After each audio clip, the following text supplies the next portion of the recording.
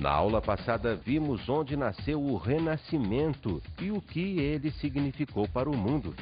O Renascimento transformou o pensamento mundial nas áreas da literatura, nas áreas da pintura, escultura, ciências.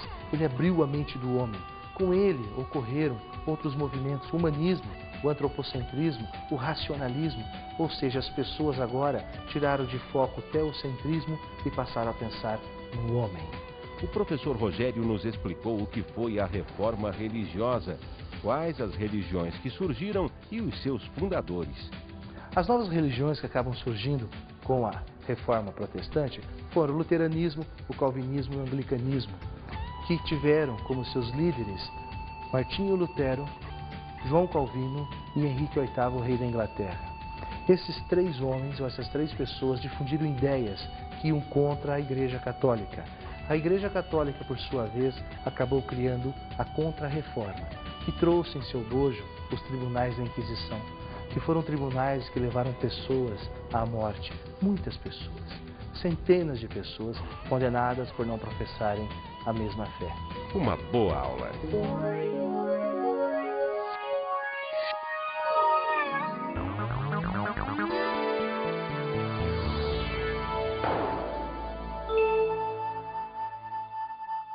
Olá!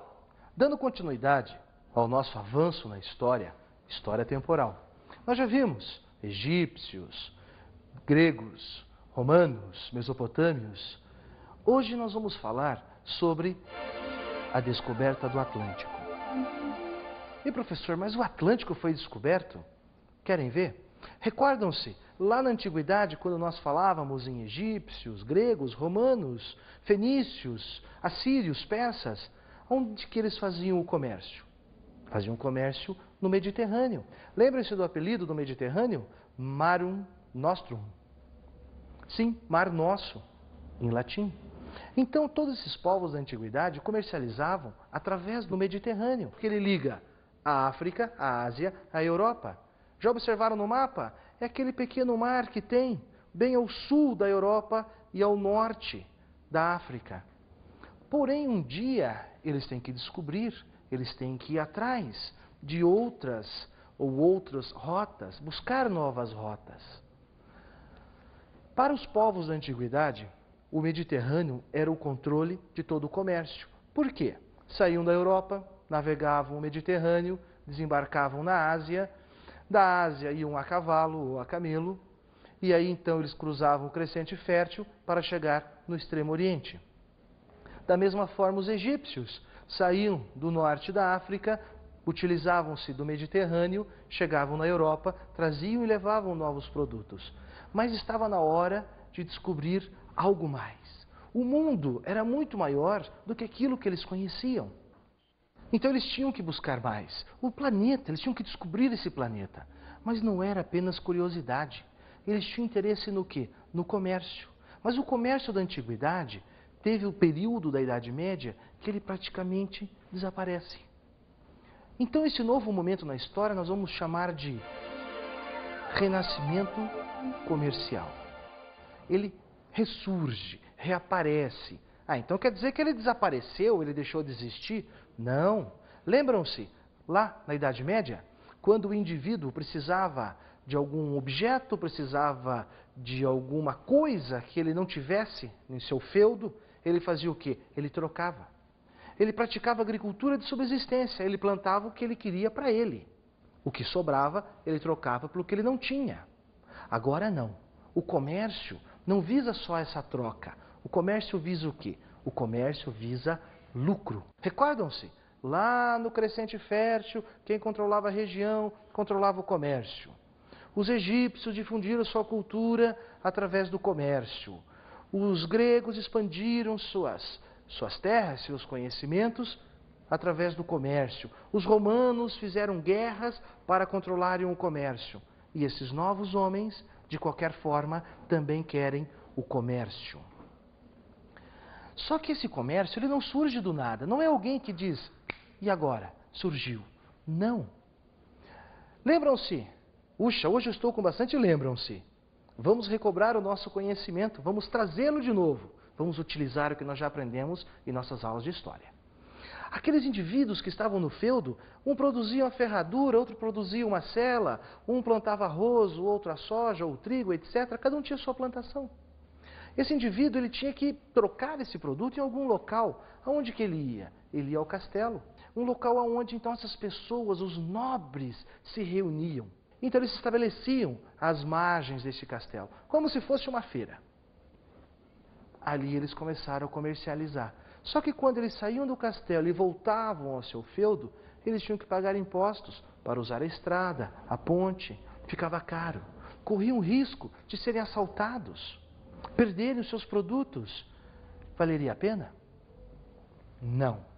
Então o que eles fazem? Começam a se estabelecer em volta desses castelos. O indivíduo foi para lá e lá ficou, montou sua casinha e ali ele começa então a fazer esse pequeno comércio. Tinha um grande problema isso. Os feudos viviam em guerra. Imaginem, outra cavalaria atacando, senhores feudais atacando os senhores feudais, fecham a porta do castelo e os homens do lado de fora eram mortos, eram roubados. Vamos fazer o quê?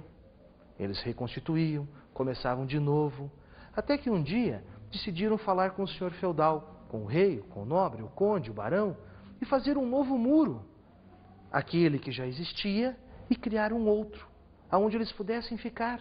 Quando houvesse um ataque, eles fechavam as portas e ficariam seguros entre os dois muros. Para o senhor feudal era bom, ele teria 2 muros protegendo ele. E assim aconteceu. E tem castelos que chegam a ter 8 muros. O espaço entre esses muros é chamado de burgo. Quem mora nos burgos são os burgueses. Essa classe social, hoje nós associamos ela aos comerciantes, aos burgueses. Então vejam, esses burgueses começaram a viver, a expandir, a comercializar, a criar novas formas, criarem até moedas locais. Porém, isso não era suficiente. Imagine, você, um burguês, produz espadas, mas tem que buscar o ferro para produzir a sua espada em outro feudo. Aí tu sai do seu feudo, vai caminhando pela estrada, você paga imposto para usar a estrada, paga imposto para usar a ponte, chega no outro feudo. Lá você compra o seu produto em ouro, pedras preciosas, ou até na moeda da região, e volta para o seu burgo, onde você produz sua espada.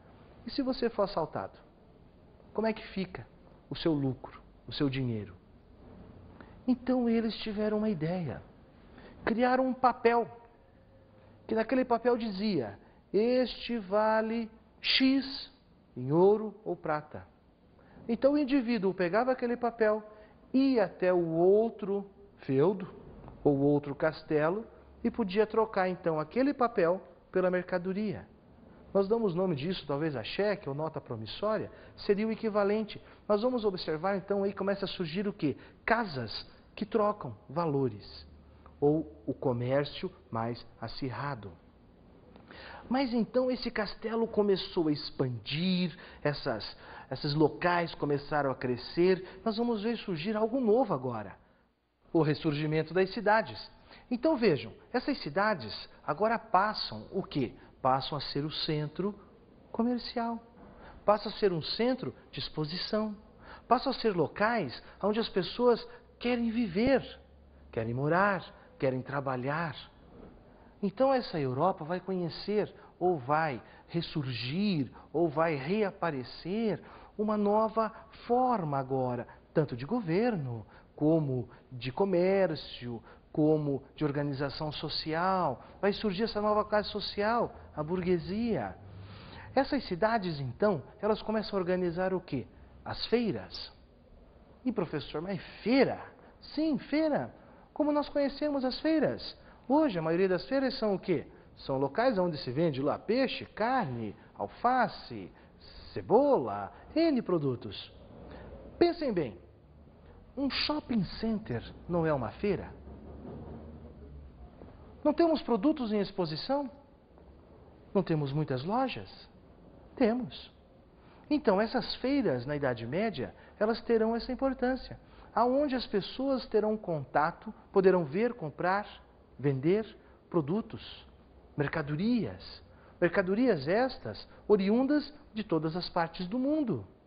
E professor, mas como é que vem de todo mundo se eles estão dentro da Europa? Sim, mas eles estão comercializando, eles estão saindo da Europa e buscando novos produtos. Tanto que nesse momento, as cidades que mais lucram com este comércio, quem são? As cidades italianas. Elas são favorecidas para o comércio. Lembram-se do mapa? A Itália é aquela botinha que fica no Mediterrâneo.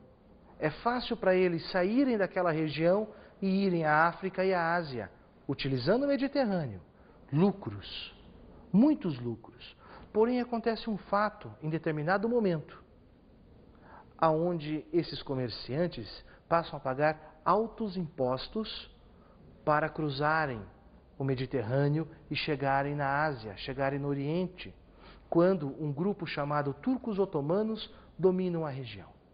Então, eles vão ter que fazer o quê? Lembram-se lá no início da aula? Buscar novos caminhos. Vão ter que buscar, descobrir, tentar. O comércio é muito importante. Então, mas esse comércio, ele buscou o quê? Ele buscava novas matérias-primas. Eles buscavam, transformavam e vendiam. Mas eles ainda tinham um pequeno detalhe. Eles usavam isso através da exploração. Eles iam nessas novas terras, nesses novos pontos e tentavam explorar as pessoas. Então vejam, esses europeus, eles fizeram o quê? Iam comercializar, começaram a trazer alguns produtos. Mas será que só comércio? Não. Eles começaram então a criar as grandes invenções. Grandes invenções, professor? Sim. Lembram-se do barco romano? Eu não era da época, eu também, hein? Mas o que eram? Eram as galeras. Imaginem, 40 homens dentro do barco, remando. E alguém com um tambor, batendo. Aquilo era uma galera. Já pensou o indivíduo cruzar o Oceano Atlântico, remando? Down oars! Então, de repente, os europeus inventaram, criaram, copiaram um novo meio de transporte. A caravela, barco com grandes velas, grande calado, um barco grande, transportava muitas pessoas. O esforço físico era basicamente nulo. Por quê? Porque era movido ao vento. Mas ainda existe um problema. Imagine você, pega o barco, coloca ele no oceano, e aí? Para onde nós vamos? Como é que eu vou me localizar?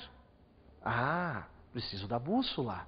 Então esses europeus inventaram, copiaram, criaram a bússola. Ué, mas por que, professor, o senhor está falando inventaram, copiaram, criaram?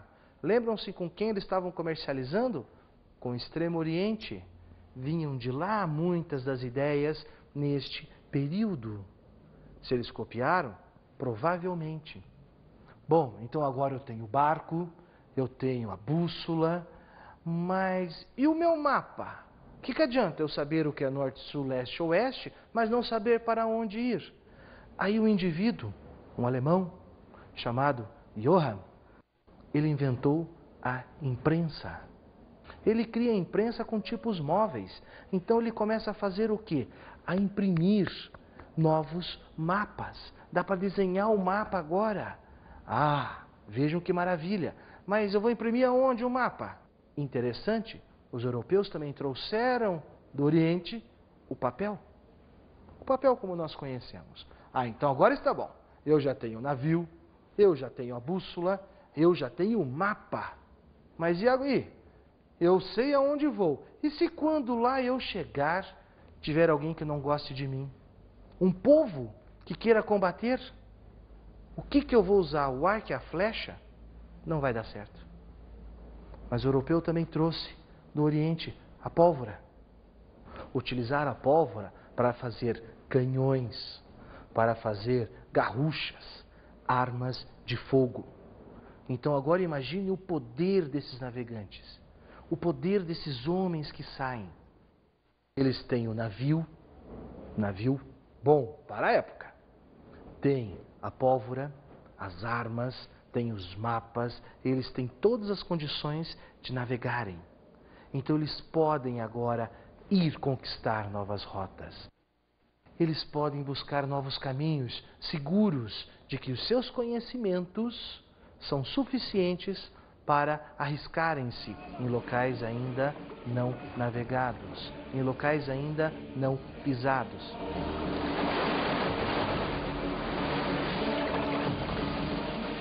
Agora nós vamos para o nosso intervalo, vamos tomar um café, beber uma água e nós já continuamos as nossas viagens.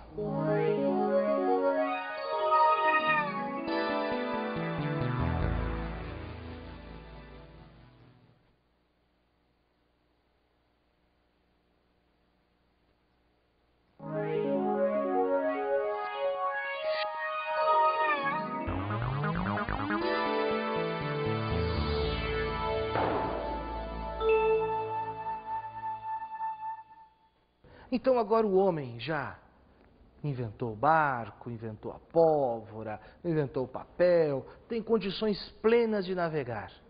Então nesse momento na história eu vou chamar de grandes navegações. Por que grandes navegações? Porque eles vão deixar de navegar apenas no Mediterrâneo e vão buscar novos espaços. Mas imaginem uma coisa. Buscar novos espaços. Eu tenho armas, eu tenho barco, eu tenho tudo. Só não tenho uma coisa: conhecimento científico de como é. Imagine você, sentado aí agora. Alguém chega e diz: quer ir a Marte? Você vai? Quer ir a Plutão? Você vai? Olhe a reação que nós temos.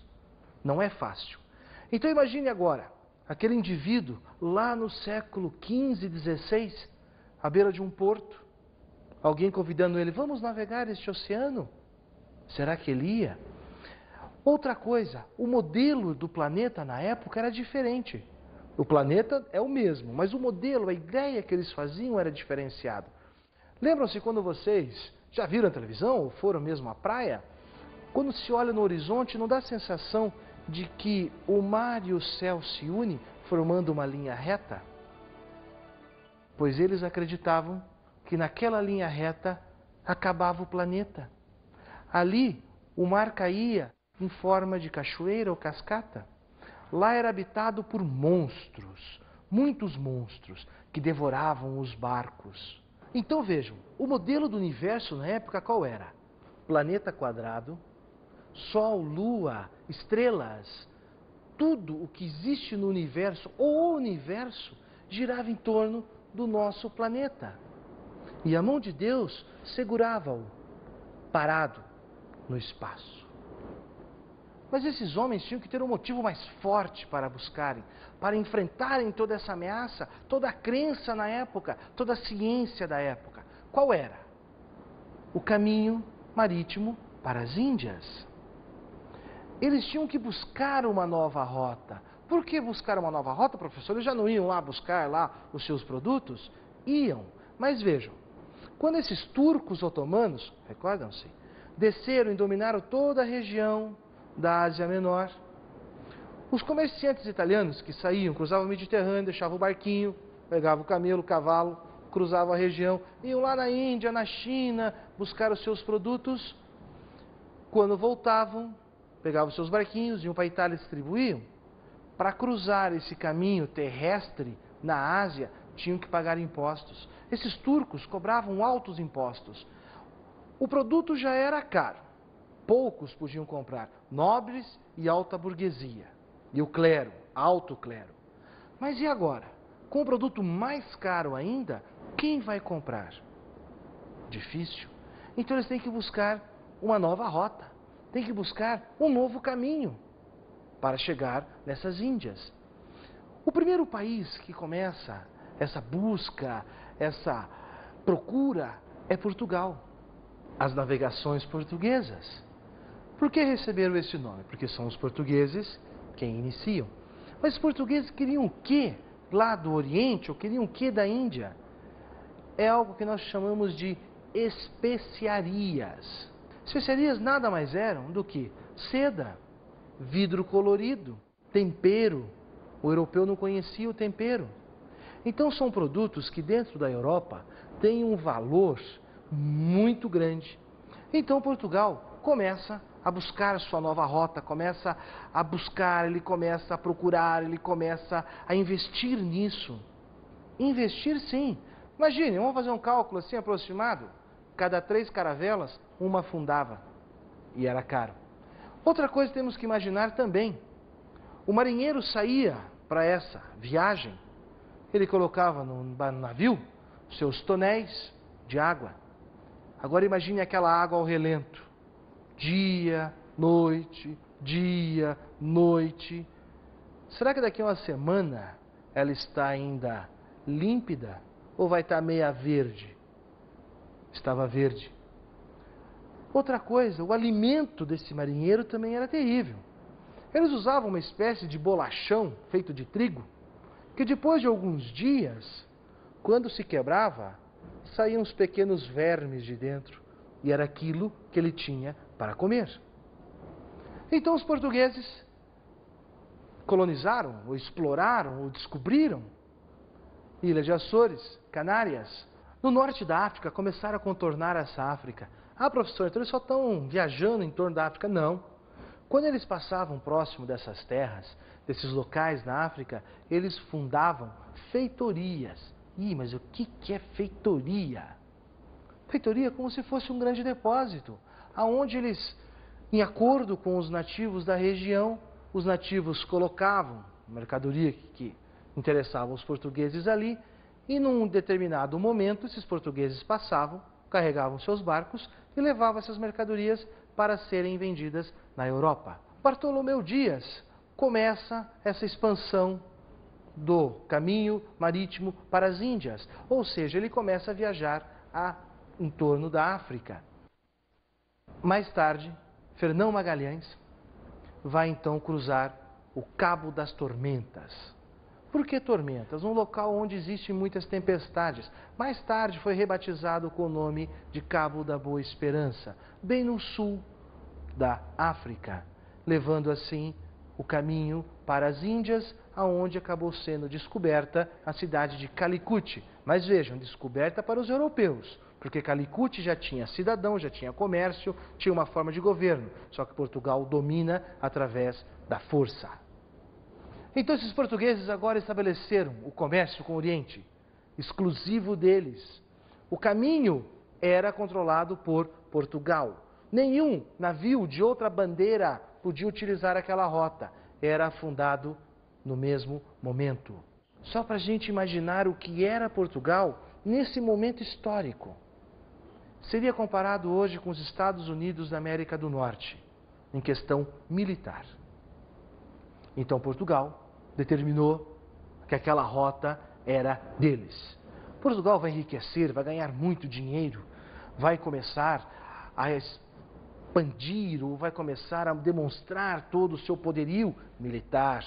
Começa a formar um império ultramarino, descoberta de novas terras, até que um português, que também ia para as Índias, aportou num país que nós conhecemos.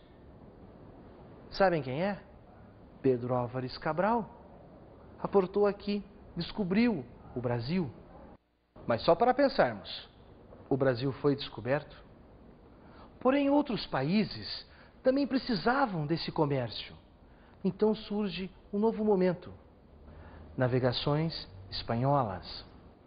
A Espanha, quando Portugal saiu para o comércio, a Espanha não pôde sair.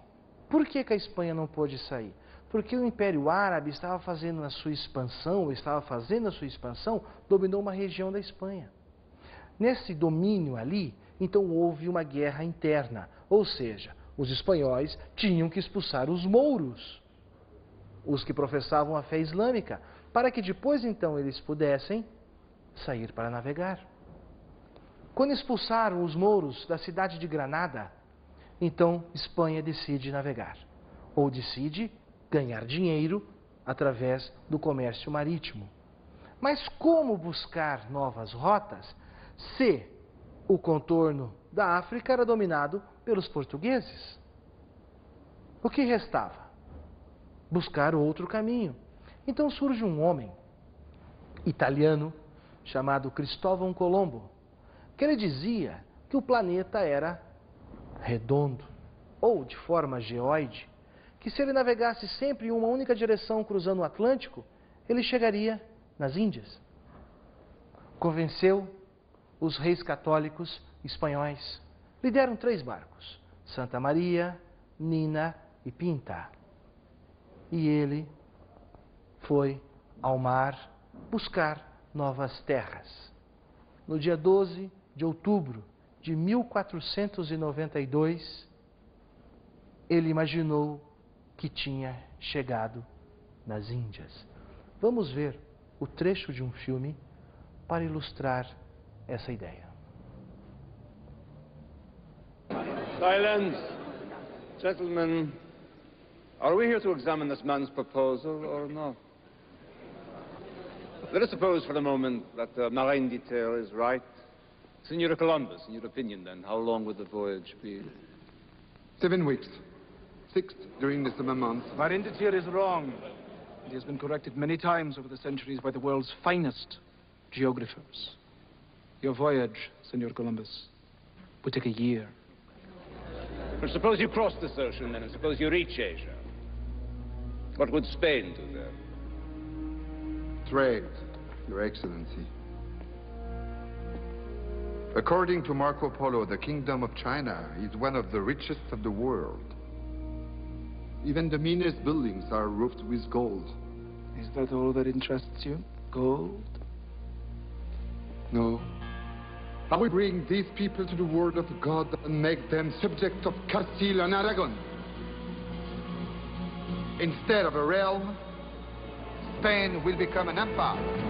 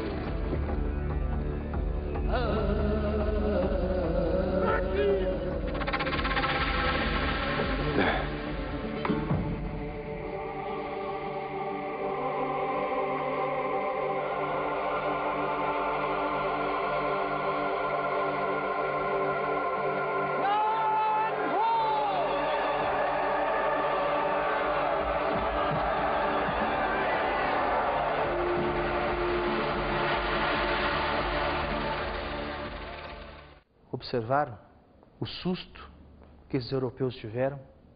Imaginem um de nós podendo pisar em Marte.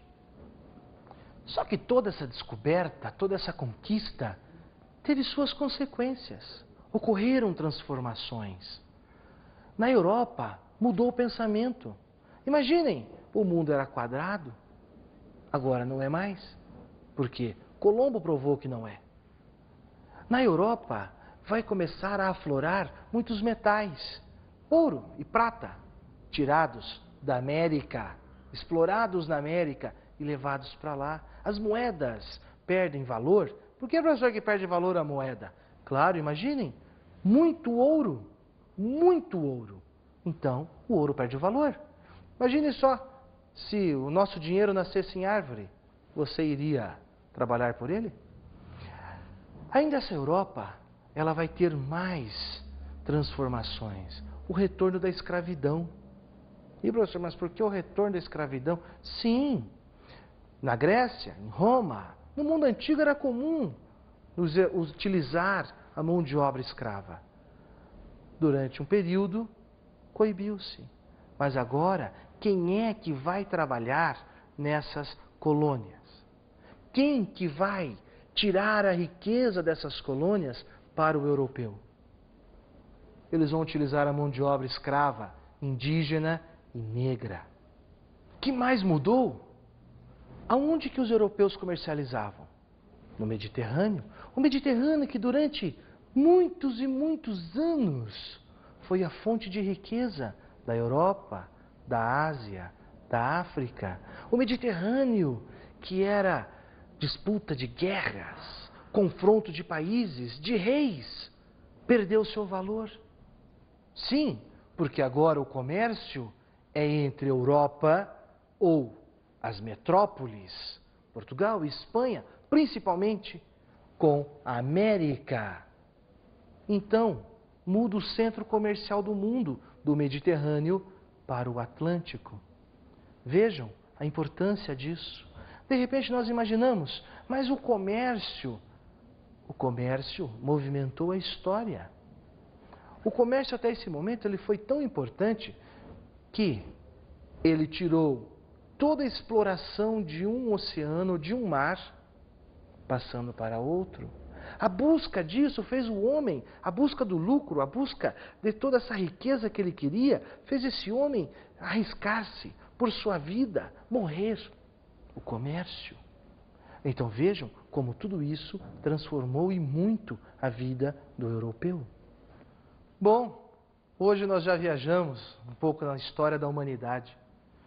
Caminhamos mais alguns passos nesse conhecimento histórico. Mas agora eu quero deixar as dicas de estudo.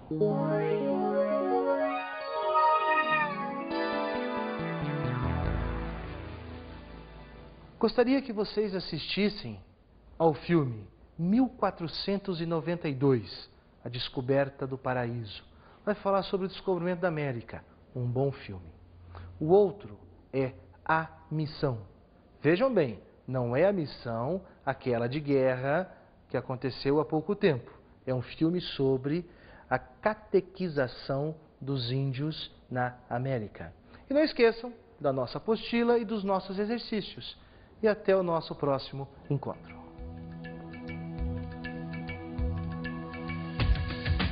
E esta foi a nossa aula de história de hoje, que teve como tema a descoberta do Atlântico. E esse Atlântico, quando esses europeus passaram ou venceram os seus medos e conquistaram o Atlântico, muita coisa mudou na vida da Europa. O europeu passou a descobrir novas culturas, novas mercadorias, ou seja, transformou a vida da Europa. Vimos qual foi a relação entre o comércio e as grandes invenções. Então este comércio, quando ia buscar no Oriente os produtos, ele também trouxe novas ferramentas. Ferramentas, sim, a pólvora, o papel, a bússola, ferramentas estas que mais tarde ajudaram o europeu a fazer o quê? Novas conquistas para novos produtos. Sem essas invenções, o europeu não teria conseguido descobrir a América e muitos outros novos pontos de comércio. O professor nos falou ainda sobre a conquista do Atlântico através das grandes navegações. E essas navegações passaram então a mudar a rota marítima do Mediterrâneo para o Atlântico. Atlântico esse que passou a ligar o fornecedor ao produtor. O europeu poderia, ou passou a vir, a explorar a América e levar todo o produto daqui explorado para a sua terra natal, Europa, pelo Atlântico. Então o Atlântico muda o eixo comercial. Até a aula que vem!